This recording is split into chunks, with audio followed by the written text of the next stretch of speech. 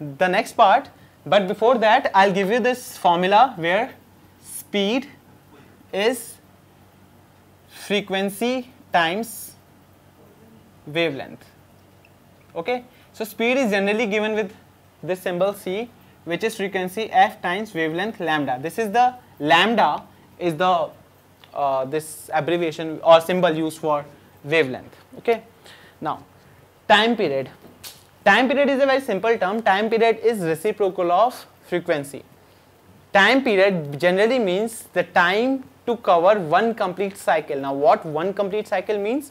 A crust and a trough. So one complete cycle is time period and reciprocal of time period is frequency, or if you want to find time period, just inverse the frequency thing. So we will start from here. Time taken for the change in density of a medium from a maximum value to a minimum value is called time period. The time taken for one complete oscillation or one complete cycle in the density of medium. Why the density of the medium is involved everywhere? Because the density has to be constant. We are talking about time period, which is a delicate quantity and it has to be measured carefully. So density is to be kept constant of any medium which we are talking about.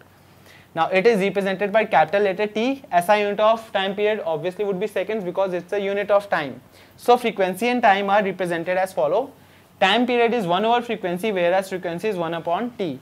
Now if you are thinking about what symbol this is, I'll tell you. This symbol is frequency, is often written in books like nu.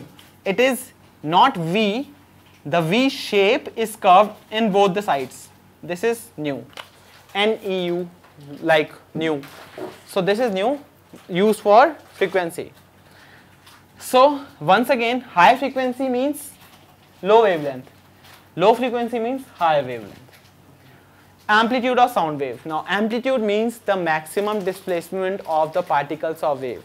Amplitude means maximum energy up to which the particle got displaced from its mean position. So if you are talking in terms of crust and trough, amplitude means the maximum displacement. So tip of the point from the center, how much that particle is displaced. Reimagine the bucket example which I told you, that pour some mastics on it and drop some pebbles, it will create ripples. Now you can measure the distance by which these matchsticks are moving upwards and downwards. That is basically our amplitude. Now pitch and loudness of sound. These are two main characteristics with which you can actually classify sound. If you, obviously you have heard the sound of some girl, some woman, a boy, a dog, you can always decipher and classify the sounds as different: hard, soft, loud sound. So what are the main characteristics which differ one sound from another? These are pitch and loudness. First of all, pitch of the sound is shrillness, how sharp the sound is. It depends on the frequency of vibration. If the frequency is high, the sound has high pitch, and if the frequency is low, that means it has a low pitch. So this high frequency will have a high, what? High frequency, high pitch. So shorter wavelength or higher frequency produces higher pitch. Now, and the vice versa. Since the sounds are traveling at about the same speed, the one with the shorter wavelength will go by more frequency and it has a higher frequency or pitch. In other words, it sounds higher, according to these two examples. Now, loudness of sound depends on the amplitude of vibration. More the amplitude, more the energy it carries, so louder the noise will be and louder the voice would be. So this is the louder one and this one is the softer one.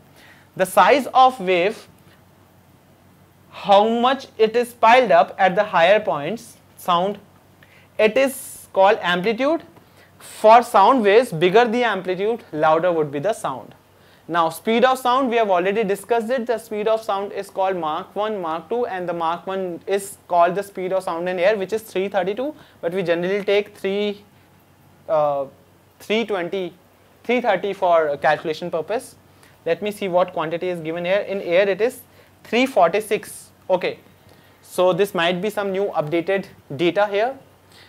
Next one is reflection of sound. Now sounds do reflect from medium after they collide with it.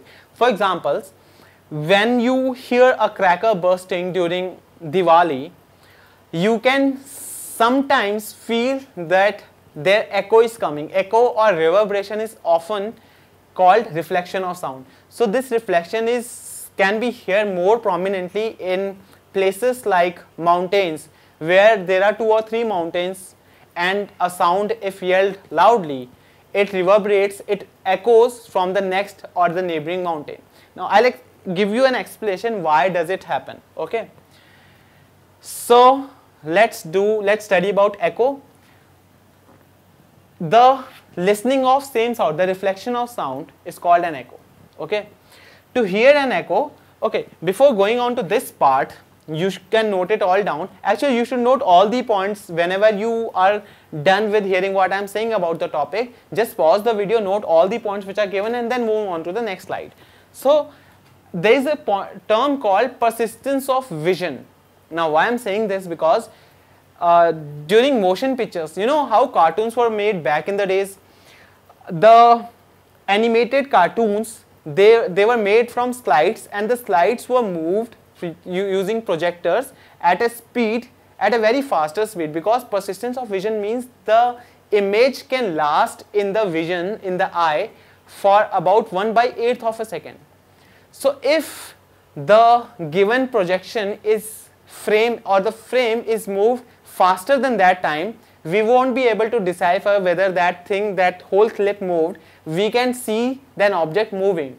So it was done in this way. In the first clip, in the first frame, the point was this, then this, then this, then this, and this, and this. But overall the frames were moved so fast that we couldn't see the moving of frame, because it was overgoing the persistence of vision, and we saw this movement. Okay, this is what persistence of vision is. Similarly, there is a persistence of sound, that we can hear 2 distinct sounds if the time gap between them is 0.1 second. This is what it is written.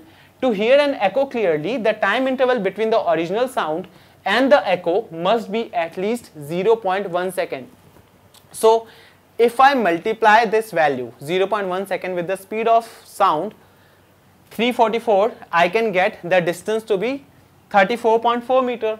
So minimum length of a hall in which I want to hear out my echo, the length should be half of it. For that is 17.2 meters. So 17.2 meter for sound to go and 17.2 meter to come, that will constitute 0.1 second. Now reverberation